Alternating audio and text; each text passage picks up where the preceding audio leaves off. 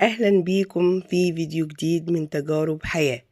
معاكم نرمين عامر، وهنا بنشارك بعض خبرات وتجارب واقعية بكل صدق علشان نتعلم من بعض ونهون على بعض مشوار الحياة. تابعوني، هنعلي قيمة الاستمرارية عندنا. طبعا انتوا عارفين ان كل اللي احنا بنعمله في حياتنا لازم نستمر فيه، كل المسؤوليات اللي ورانا لازم نستمر فيها. فعشان نعلي من قيمة الاستمرار ونستمر حتى لو طاقتنا 1%، تابعوا الفيديوهات ويلا نعلي من قيمة حياتنا. النهاردة هتكلم معاكم عن تجربة المشتريات الأساسية اللي لازم تكون موجودة في كل بيت. عايزة أقول لكم إن انتوا يعني هتطلعوا من الفيديو ده بإن بيتك لازم يكون فيه الحاجات دي. حاجات أساسية زي إيه؟ زي إزازة خل. عايزة أقول لكم إن هي برضو ما بتكملش 20 جنيه، بس أساسية لأبعد الحدود. بحطها على البيض المسلوق، بستخدمها في حاجات تانية كتير. بس طبعا أنا ما بنضفش بيها الطيور والحاجات لأن بتعمل زفر.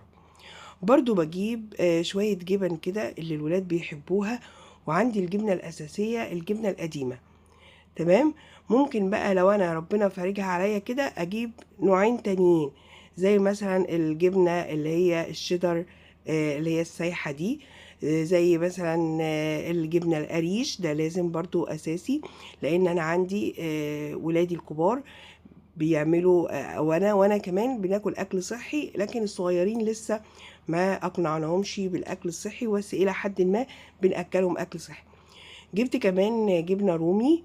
ليه؟ لان انا يا جماعة انا بسيب البيت فترات كبيرة جدا. انا بخرج الساعة 8، برجع البيت الساعة 4 او 5، فلاقوا البيت فيه اطفال واحنا كمان في اجازة.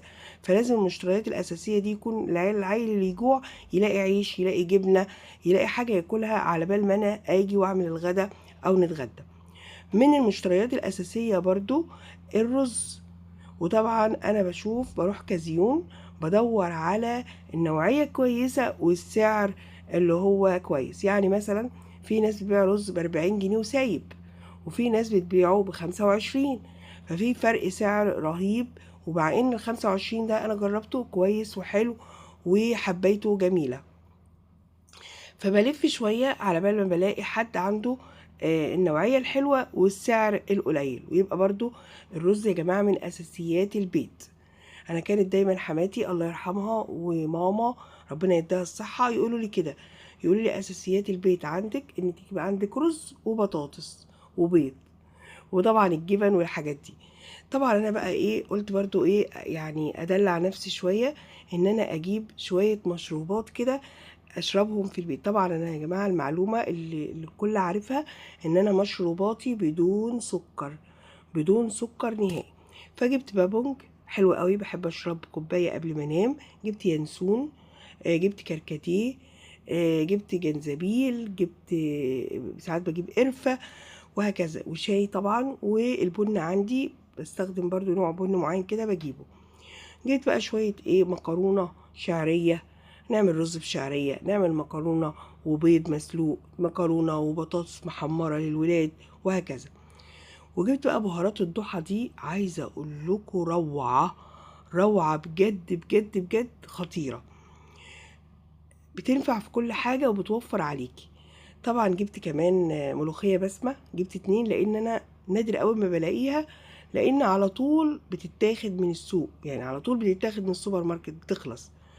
المكرونة انا دايما بعملها بالصلصة اللي هي الجاهزة دي، علشان المكرونة بتبوظ بسرعة، فالصلصة الجاهزة بتحافظ عليها شوية.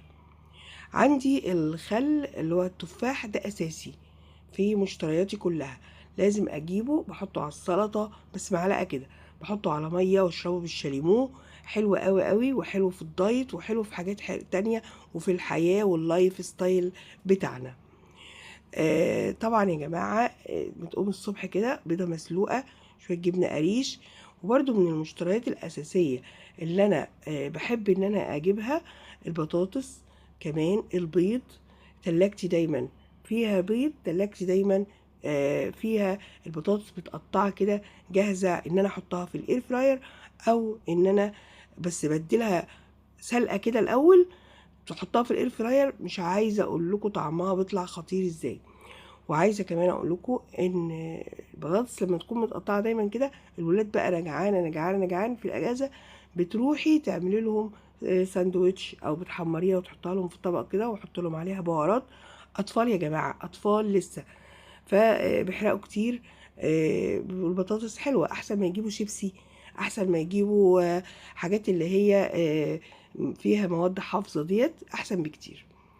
الفترة اللي احنا فيها دي وتغيير الجو والكلام ده وشوية برد وشوية بتاع، بيحتاج جدا جدا جدا المشروبات السخنة دي. ويا سلام لو هتحليها، ولابد حليها بعسل ابيض، تمام، بيبقى كويس جدا.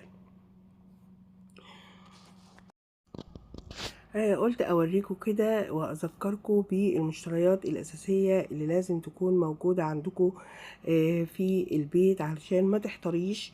ولو انت بتطلعي بره فترات طويله، ولو انت معوده ولادك على ونفسك على اللايف ستايل الصحي.